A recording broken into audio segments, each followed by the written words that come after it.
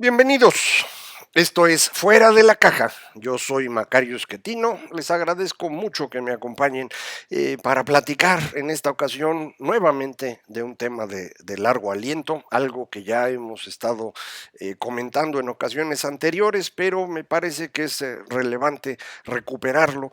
Y es esta división del mundo que acostumbramos entre izquierda y derecha, que yo he comentado no tiene mucho sentido ya. Sin embargo, sigue siendo la forma más común que tenemos en los medios, en la academia incluso, para tratar de entender las diferencias políticas entre seres humanos, en particular en Occidente.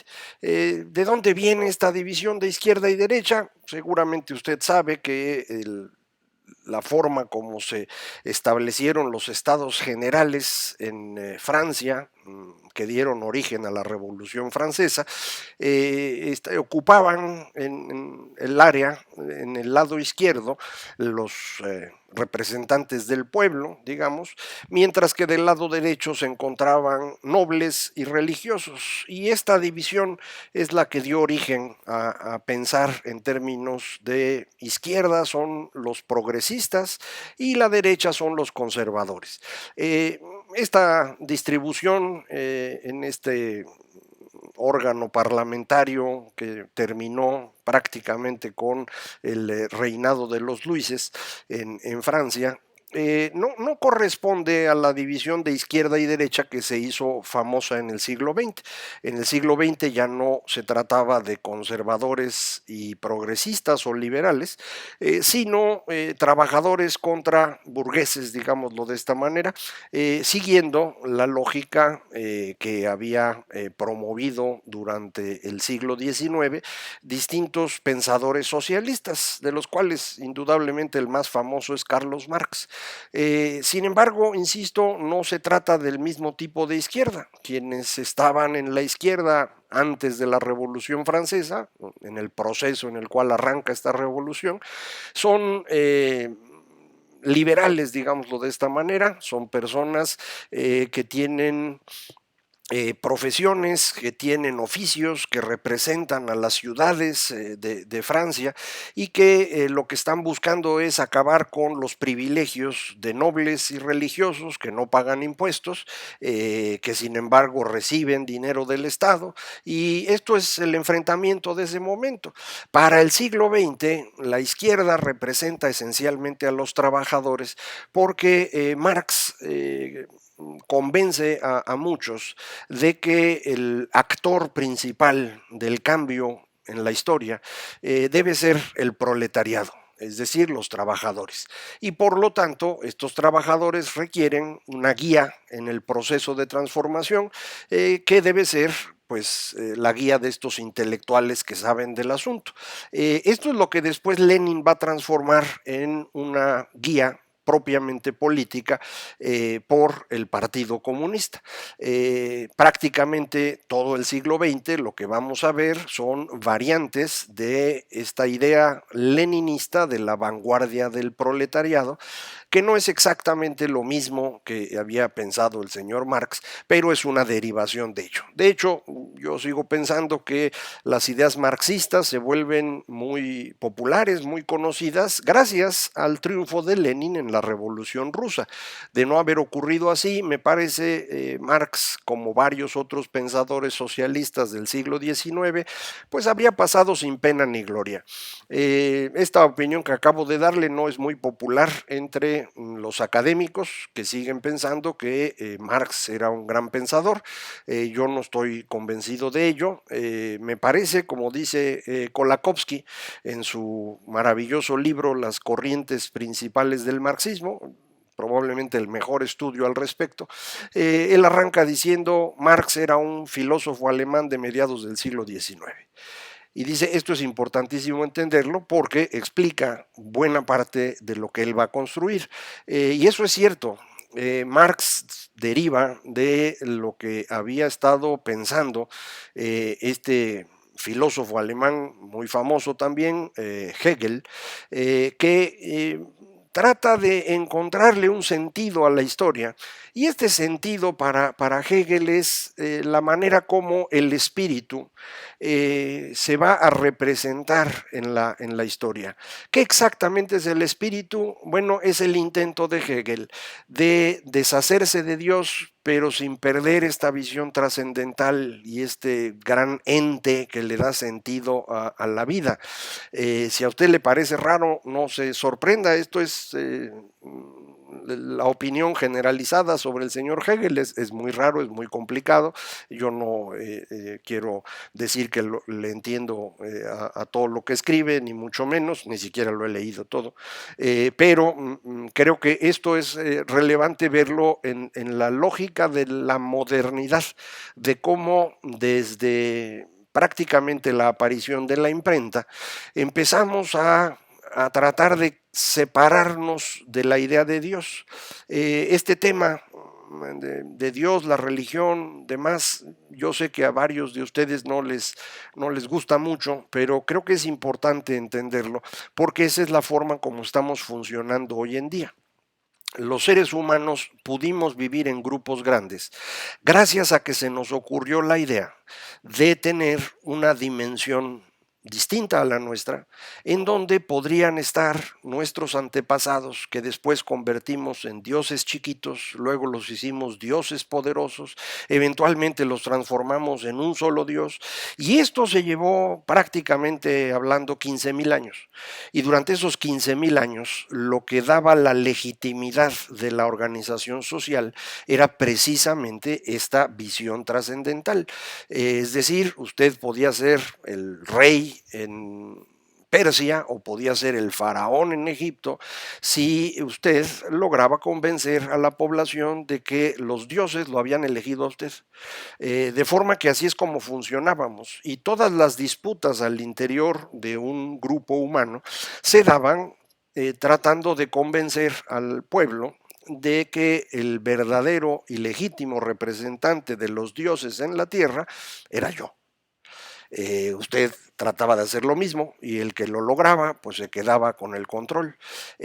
A partir de la aparición de la imprenta y el regreso de una gran cantidad de ideas que habían existido antes y que ya platicamos, pero que se habían ido desapareciendo o minimizando con base en una sola gran idea que era la que sostenía a la iglesia cristiana. El regreso de estas ideas gracias a la imprenta nos lleva a discutir si de veras Dios existe primero, y si existe o no, independientemente de eso, si realmente es el origen de la legitimidad de quien gobierna.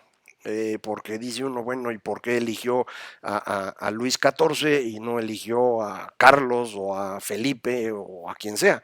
Este proceso es el que va a llevar a una gran ruptura en el siglo XVI entre distintas formas de entender la legitimidad que provee Dios. Eso es lo que hace Lutero, eso es lo que hace Calvino, eso es lo que hace Zwingli, presentar distintas versiones de cómo se debe uno acercar a Dios, y con base en eso distintas formas de legitimar a un gobernante. La disputa resultante es la más violenta, ya lo hemos comentado, en toda la historia humana. La matazón que ocurre entre mediados del siglo XVI y mediados del siglo XVII se lleva a 1/3 de la población de Europa. Esto fue realmente terrible. Y el término, lo que se concluyó es que, bueno, pues cada quien que decida cuál es su religión. ¿Y cómo vamos a decidirlo? Pues lo va a decidir el que está gobernando, porque él dice, pues mire, a mí me legitimó el Dios luterano, por lo tanto todos ustedes son luteranos. Y el rey de España dice, pues yo soy rey por gracia del Dios católico y por lo tanto todos ustedes son católicos. Y esa es la razón por la cual América Latina es católica, no hay ninguna otra explicación. Es resultado de este proceso. Estas ideas en donde un solo Dios daba toda la legitimidad y de pronto ese Dios puede ser entendido de distintas maneras, a lo que va a llevar es a enfrentamientos, insisto, que terminan dividiendo por religiones cada uno de los países o regiones que se están gobernando. Y esto es la forma como se estabiliza Occidente a mediados del siglo XVII. A partir de ahí empieza una discusión más profunda de qué exactamente podría ser Dios y cómo se comunicaría con nosotros o cómo haría las cosas en nuestro entorno. Y el gran pensador de ese momento es Spinoza.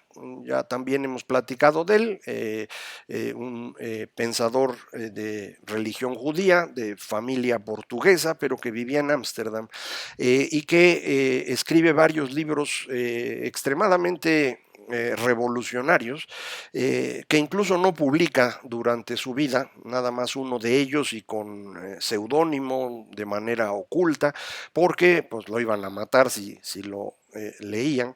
Y la esencia de la idea de Spinoza en términos políticos, lo que nos interesa platicar ahorita, es que Dios es en el fondo la naturaleza, no hay otra cosa.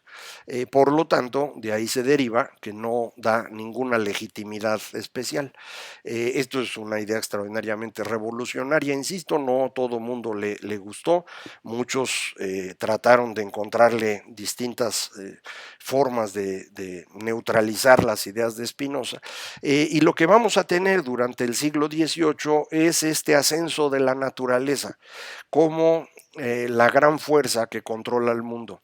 El punto en donde todo el mundo se da cuenta de que esta debe ser la explicación es el gran terremoto de Lisboa, 1755, el día de Todos Santos, 1 de noviembre. Terremoto que destruye la ciudad de Lisboa, y en donde la gente dice, oiga, pues Dios no puede existir, mano, porque era día de Todos Santos, la gente estaba en la iglesia, vino terremoto, mató a todos, y no puede ser, este no puede ser el Dios bondadoso del que me hablan, así que Dios no existe. Quien tiene la fuerza es la naturaleza. Esto es en esencia lo que la gente empieza a pensar en esos años.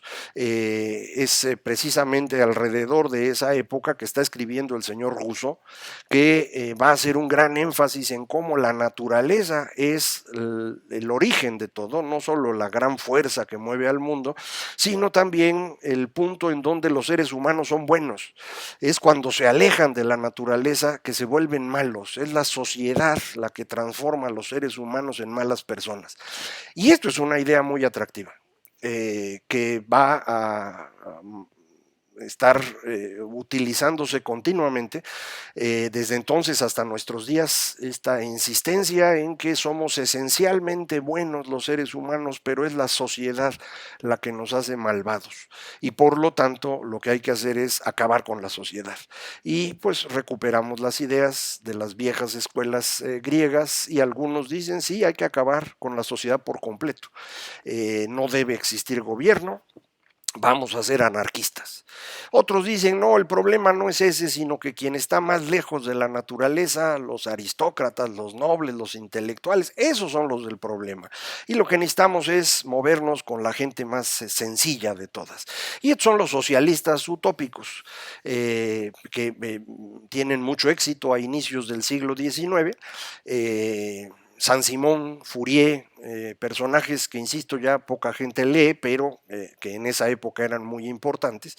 Y frente a ellos es que el señor Marx dice, no, estos señores no entienden nada, porque el tema no es aquí de la naturaleza y demás, el tema es cómo el espíritu se va a hacer presente a través de nosotros para darle guía a la historia.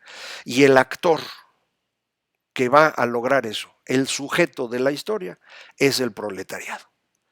Y vámonos, con eso dice, esta es la forma científica del socialismo. ¿De dónde se le ocurrió lo de científico? Pues primero porque la ciencia empieza a ser el elemento clave de la segunda mitad del siglo XIX, donde decimos, pues sí, la naturaleza es muy importante, pero nosotros la podemos controlar, y la podemos controlar a través de la ciencia. Pero ciencia en ese momento no es exactamente lo mismo que hoy denominamos con ese término. En esa época, para los filósofos alemanes, científico es el pensamiento de Hegel. Entonces, si yo utilizo la forma como Hegel interpreta las cosas y la aplico a un problema social, estoy haciendo una versión científica de ese problema social. Y eso es lo que hace Marx. No tiene nada de científico. ninguna de sus ideas económicas tiene mucho sentido tampoco. Es precisamente en el momento que él está tratando de entender economía cuando esta idea del valor trabajo, que fue una de las primeras ideas de los economistas ya formales de inicios del siglo XIX, esta idea estaba perdiendo terreno. Y la razón es muy simple. No hay forma de conectar el trabajo que se ocupa en hacer una cosa con el precio que la gente está dispuesta a pagar por él. Por ejemplo, si usted hace un sombrero de palma y le dedica 20 horas a hacerlo y usted cree que una hora de trabajo de usted vale 100 pesos, pues el sombrero debería venderse en 2,000. Pero la gente que va a comprar el sombrero no le va a pagar más de 1,000 pesos. ¿Por qué? Pues porque la verdad no le gusta tanto el sombrero. Entonces, no hay manera de conectar cuánto vale una hora de trabajo con cuánto vale el producto, porque el trabajo no es la fuente de valor de las cosas. La fuente de valor de las cosas es si la gente lo quiere o no lo quiere comprar. Este problema se hace muy evidente cuando finalmente el señor Marx logra publicar el Capital, su primer tomo en 1867, los otros dos tomos ya arregladitos por el señor Engels después de que murió Marx. Cuando él está publicando esto, lo que se está haciendo en economía es entender el valor de las cosas a través de la demanda y la oferta. A esto es a lo que van a llamar los marxistas la teoría subjetiva del valor, poniéndolo enfrente de su teoría objetiva del valor trabajo. ¿Por qué? Otra vez, porque es una perspectiva filosófica, tratando de resolver un problema económico. El resultado no va a ser bueno, no fue bueno, nunca sirvió, pero eso era lo que estaba pensando. Precisamente por esa razón, los economistas van demostrando muy rápidamente que las ideas de Marx no tienen sentido en términos económicos, sin duda, y me parece que se hubiera convertido en uno más de los pensadores del siglo XIX que nadie recuerda si no hubiera sido por la Revolución Soviética. La toma de la Revolución Rusa, para ser correcto. La Unión Soviética se construye 4 años después de la Revolución Rusa, que es en el fondo un golpe de Estado dirigido por un personaje extraordinariamente violento, muy poco escrupuloso, que es el señor Lenin.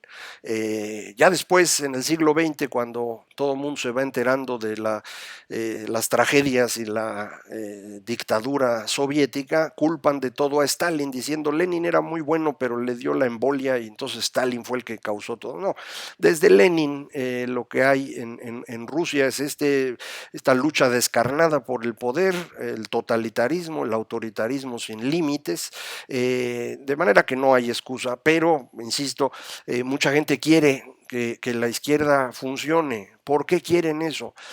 Porque en el fondo, tanto izquierda como derecha son intentos de recuperar ese mundo anterior en el cual había un sentido en la vida. Y esta es la razón por la cual no es fácil deshacerse de estas ideas. En la izquierda lo que se busca como la guía y el sentido es en los tiempos de Marx este avance del proletariado. Conforme en el siglo XX la industria empieza a hacerse más chiquita y crecen los servicios, pues entonces ya esto de defender al proletariado industrial no tiene tanto sentido y entonces se amplía el tema de izquierda a defender a todos los desprotegidos. Conforme en Occidente empieza a haber éxito económico y realmente la pobreza se reduce muy significativamente, pues entonces ahora hay que defender a todos aquellos que han sido humillados en el pasado por su color de piel, por su preferencia sexual, por su género, por su lo que sea. Y ese es el punto en el que estamos hoy. Entonces la izquierda va mutando continuamente, defendiendo a estos grupos que considera, yo creo que correctamente, que han sido vulnerables en el pasado y que lo pueden seguir siendo hoy, y creen que defender esto le da sentido a su vida, y no solo a su vida, sino a la vida de la sociedad. Este es el planteamiento de izquierda, por eso va cambiando en el tiempo, pero en el fondo es simplemente un intento de recuperar una comunidad alrededor de una idea que los permita agruparse, fundamentalmente pensando en quienes están en peores condiciones, digámoslo así, que deben subir y sustituir a quienes están en mejores condiciones. Del lado de la derecha, lo que se busca es tratar de recuperar esta comunidad, pero no pensando en términos de estos grupos vulnerables, sino en términos de los valores establecidos que conocemos desde chiquitos. Es por eso que los grupos conservadores suelen ser de personas mayores y los grupos de izquierda suelen tener una mayor proporción de jóvenes. Están tratando de construir un mundo nuevo, los otros están tratando de defender el mundo que conocían. En ambos casos, lo que está detrás es esta idea de comunidad que necesita una visión trascendental. Y frente a la posibilidad de que el mundo funcione, nosotros los seres humanos, sin ningún sentido, sino simplemente con nuestras decisiones diarias, los dos grupos están aterrorizados.